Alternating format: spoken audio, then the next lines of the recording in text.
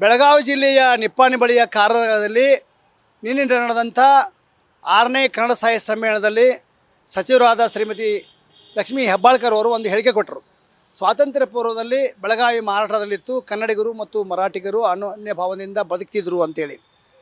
ಇವತ್ತು ಏನಾಗಿದೆ ಅಂದ್ರೆ ಆ ಹೇಳಿಕೆಯನ್ನು ಮಹಾರಾಷ್ಟ್ರದ ಮರಾಠಿ ಟಿ ವಿ ಚಾನೆಲ್ಗಳು ದುರುಪಯೋಗ ಮಾಡಿಕೊಂಡು ಏನಾರು ತಮಗೆ ಅನುಕೂಲವಾಗಿ ಪ್ರಚಾರ ಮಾಡ್ತಾ ಇದ್ದಾವೆ. ಆವಾಗ ಮಹಾರಾಷ್ಟ್ರ ರಾಜ್ಯ ಇರಲೇ ಇಲ್ಲ ಸ್ವಾತಂತ್ರ್ಯ ಪೂರ್ವದಲ್ಲಿ. ಅವಾಗ ಇದ್ದಿದ್ದು ಮುಂಬೈ ಪ್ರಾಂತ.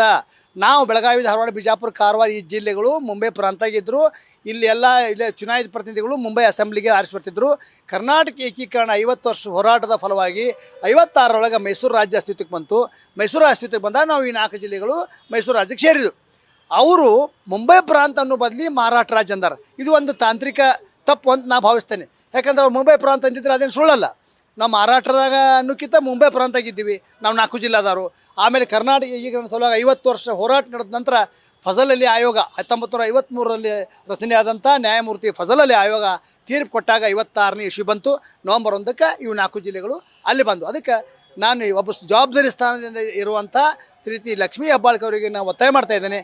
ಭಾಷೆ ಮತ್ತು ಗಡಿ ವಿಷಯದ ಬಗ್ಗೆ ಭಾಳ ಸೂಕ್ಷ್ಮವಾಗಿ ಎಚ್ಚರಿಕೆಯಿಂದ ಮಾತಾಡೋದು ಒಳ್ಳೆಯದು. ಯಾಕಂದರೆ ಈಗಾಗಲೇ ನಮ್ಮ ಕೇಸು 2004ರಿಂದ ಸುಪ್ರೀಂ ಕೋರ್ಟ್ನ ಕೇಸ್ ನಮ್ಮ ಪೆಂಡಿಂಗ್ ಐತಿ. ಅದನ್ನು ಇಂಥ ಹೇಳಿಕೆಗಳನ್ನು ಅವರು ಎವಿಡೆನ್ಸ್ ಆಗಿ ಉಪಯೋಗ ಮಾಡಬಾರ್ದು. ಅದಕ್ಕೆ ಅವ್ರು ಮುಂಬೈ ಪ್ರಾಂತ ಅಂದಿದ್ರೆ ಅದು ಸರಿಯಾಗ್ತಿತ್ತು. ಮಹಾರಾಷ್ಟ್ರ ರಾಜ್ಯ ಅವಾಗ ಇರಲಿಲ್ಲ.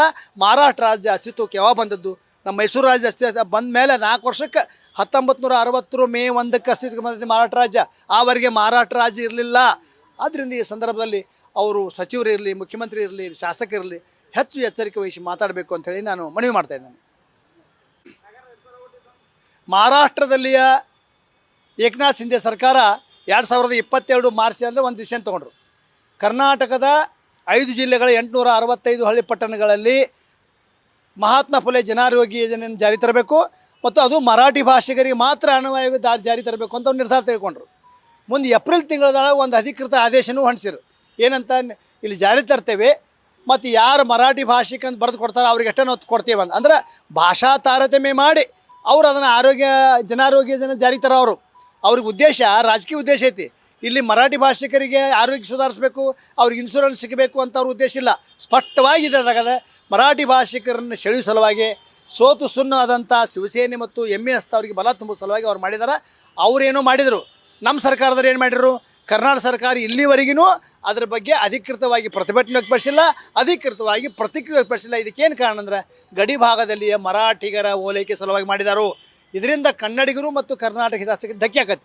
ಇವತ್ತು ಅವ್ರು ಅಡಿಗೆ ಮನೆಗೆ ಬಂದು ಕೂತಾರೆ. ಬೆಳಗಾವಿ ಮಹಾನಗರದಲ್ಲಿ 5 ಕೇಂದ್ರ ತೆಗೆದ್ರು. ನಿನ್ನೆ ಬೆಳಗಾವಿಯಲ್ಲಿ ತೆಗೆದಾರೆ. ಎಲ್ಲ ಮರಾಠಿ ಭಾಷಿಕರು ಅಲ್ಲಿ ಹೋಗಿ ಸಾಲಿನಲ್ಲಿ ನಿಲ್ತಾರೆ. ಇನ್ನು ನಾ ಮರಾಠಿ ಭಾಷಿಕ MS ಬೆಂಬಲಿಗಂತ. ಇದರ ಅರ್ಥ ಏನಾಗ್ತೈತಿ? MSಗೆ ಬಲ ಬರ್ತೈತಿ. ಇದನ್ನು BJP ಅವರು ತಿಳ್ಕೊಬೇಕು, ಕಾಂಗ್ರೆಸ್ ಅವರು ತಿಳ್ಕೊಬೇಕು. ನಾಳೆ ಅವ್ರು ಚುನಾವಣೆಗೆ ಏನಾರು ಪೆಟ್ಟು ಕೊಟ್ಟರೆ BJPಗಾರು ಪೆಟ್ಟು ಕೊಡ್ತಾರೆ, ಕಾಂಗ್ರೆಸ್ ಪೆಟ್ಟು ಕೊಡ್ತಾರೆ. ಇದನ್ನು ಆ ರಾಜಕೀಯ ಪಕ್ಷ ಮೌನ ವಹಿಸೋದ್ರಿಂದ ಅವ್ರಿಗೆ ಇದು ಧಕ್ಕೆ ಐತಿ. ನಿರ್ಲಕ್ಷ್ಯ ಅಂದ್ರೆ ಮರಾಠಿ ಮಾತುಗಳ ಕನ್ನೆ ಹಿಂದಿನ ಅನೇಕ ಮುಖ್ಯಮಂತ್ರಿಗಳು ನೋಡಿದ್ವಿ ನಾವು. ಹೆಗಡೆ ರಾಮಕೃಷ್ಣ ಹೆಗಡೆ ನೋಡಿದ್ದೀವಿ, SM ಕೃಷ್ಣ ನೋಡಿದ್ದೀವಿ, ಧರ್ಮಸಿಂಗ್ ನೋಡಿದ್ದೀವಿ, ಕುಮಾರಸ್ವಾಮಿ ಅವರು ನೋಡಿದ್ದೀವಿ. ಅವ್ರು ಯಾರೂ ಈ ರೀತಿ ಮಾಡ್ತಿಲ್ಲ. ಮುಂದೆ ಬರಬರ್ತಾ ಗಡಿ ಭಾಗದ ಬಗ್ಗೆ ನಿರ್ಲಕ್ಷ್ಯ ಐತಿ. ಇದೇ ಸಿದ್ದರಾಮಯ್ಯನವರು 83ರ ಕನ್ನಡ ಕಾವಲು ಸಮಿತಿ ಅಧ್ಯಕ್ಷರಾಗಿ ಕೆಲಸ ಮಾಡಿದವರು. ಅವ್ರಿಗೇನೋ ಈ ಕಾಳಜಿ ಇರಬೇಕಲ್ಲ.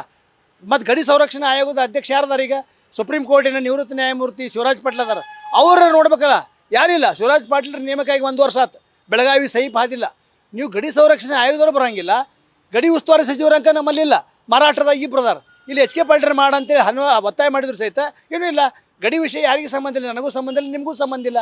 ಅದಕ್ಕೆ ಸರ್ಕಾರ ಮಾಡಬೇಕಾಗಿದ್ದು ಗಡಿ ಉಸ್ತುವಾರಿ ಸಚಿವರನ್ನು ಮಾಡಿರಿ. ಆಮೇಲೆ ಕರ್ನಾಟಕದ ಆ ಗಡಿ ಸಂರಕ್ಷಣಾ ಆಯೋಗವನ್ನು ಬಲಾಢ್ಯಗೊಳಿಸ್ರಿ ಅಂತೇಳಿ ನಾವು ಒತ್ತಾಯ ಮಾಡ್ತಾ ಇದ್ದೇನೆ. ನ್ಯೂಸ್ ಫಸ್ಟ್ ನಿರ್ಭೀತಿಯಿಂದ ನಿಮ್ಮ ಪರವಾಗಿ.